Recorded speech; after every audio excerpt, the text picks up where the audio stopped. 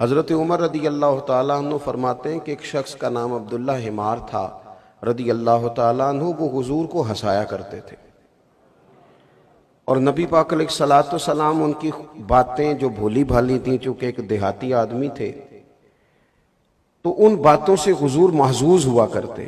ان سے ایک دفعہ غلطی ہو گئی۔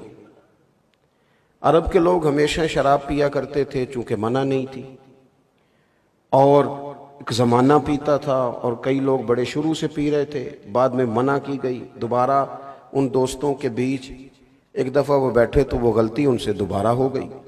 اول تو صحابہ سے گناہ ہوتا نہیں، وہ محفوظ ہیں، معصوم صرف نبی اور فرشتے ہیں۔ اول تو ان سے گناہ ہوتا نہیں، اور اگر ہوتا ہے نا تو اس کا مطلب یہ ہوتا ہے کہ ہمیں توبہ کے طریقے سمجھ میں آ جائیں، ہمیں سمجھ آئے کہ اگر کوئی ایسی کمزوری ہو جائے تو پھر ہم نے اس کی اصلاح کیسے کرنی۔ اس لیے اللہ کی حکمت کبھی کبھی غالب آتی اور ان لوگوں کے ساتھ بھی اس طرح کا معاملہ درپیش ہوتا۔ اب اس شخص نے شراب پی لی، چونکہ عادت تھی اور پرانے دوستوں سے ملاقات ہو گئی، تو وہ دوبارہ سے ان سے یہ والا معاملہ ہو گیا۔ خود حضور کی بارگاہ میں حاضر ہوئے، کوئی پکڑ کے گرفتار کر کے نہیں لایا، زبردستی منوایا نہیں گیا، خود آ کے عرض کی حضور میں بھول گیا تھا، مجھے پاک کر دے۔ نبی کریم علیہ السلام نے فرمایا لے جاؤ، لے جا کر ستون کے ساتھ باندھو، کوڑے مارو۔ غلطی ہو گئی ہے، بڑی غلطی ہو گئی ہے، حد جاری ہوئی ہے، کوڑے لگ رہے ہیں۔ اللہ کے محبوب علیہ السلام تشریف فرما ہے تو ایک شخص نے کہہ دیا کتنا لعنتی ہے، معاذ اللہ، شراب پی کے آیا ہے اور حد جاری ہو رہی ہے۔ خدا کرے میں آپ کو بات سمجھا سکوں اور آپ وہاں پہنچ سکے جہاں میں آپ کو لے جانا چاہتا ہوں۔ اس بندے نے ایک واضح غلطی کی ہے، لیکن تھوڑا پت جھڑ کا موسم آیا ہے، رشتہ جڑ کے ساتھ پوری طرح مضبوط ہے، تھوڑا سا وقتی طور پر دھوپ تیز ہوئی ہے، وقتی طور پر کچھ پتے گرے ہیں، رشتہ مضبوط ہے۔ کسی نے حضور کے سامنے کہہ دیا کتنی انہوں نے ملعون کام کیا ہے، شراب پی ہے۔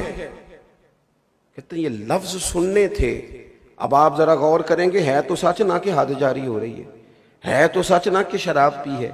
اگر کسی بندے نے تانا مارا ہے تو اس نے جو بات کی ہے، جس بات کو بنیاد بنا کر اس نے اعتراض کیا ہے، وہ بات تو اپنی جگہ پر موجود ہے نا۔ میں بہت سارے سوالوں کے جواب دے رہا ہوں، اگر کسی کو سمجھ آئے تو بہت سارے اعتراضات کا میں جواب دے رہا ہوں، اگر کسی کی سمجھ میں آئے تو۔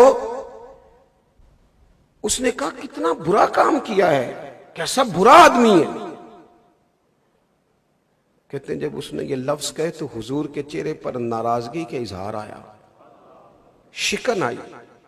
محبوب نے وہ اعتراض کرنا، لعنت کرنا پسند نہیں کیا، اور حضور فرمانے لگے چپ کر جا، غلطی ہو گئی تو کیا ہوا، یہ ذرا غور کرنا، یہ ذرا دیکھنا، یہ ذرا راہ نجات کو دیکھنا، یہ ذرا کرم کی برکھا کو برستے دیکھنا، یہ ذرا رحمت کے پردوں کا کھلنا دیکھنا۔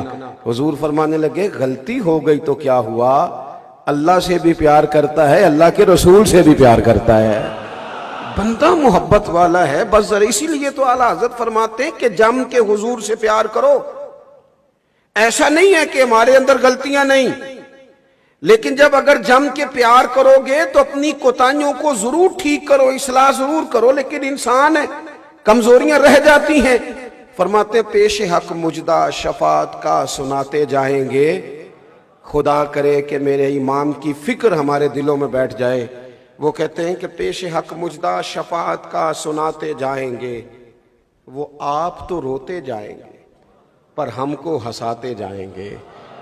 اور فرماتے ہیں وسعتیں دی ہیں خدا نے دامن محبوب کو، کوئی اتنا چھوٹا دامن نہیں ہے معاذ اللہ، کوئی اتنی کمزوری نہیں ہے وہاں۔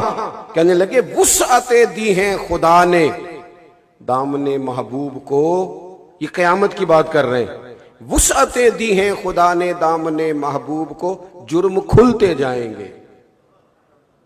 اب تو پردے پڑے ہوئے ہیں نا، لیکن قیامت میں جرم کھلیں گے ہمارے۔ امام فرماتے ہیں وسعتیں دی ہیں خدا نے دامن محبوب کو، جرم کھلتے جائیں گے پر وہ چھپاتے جائیں گے۔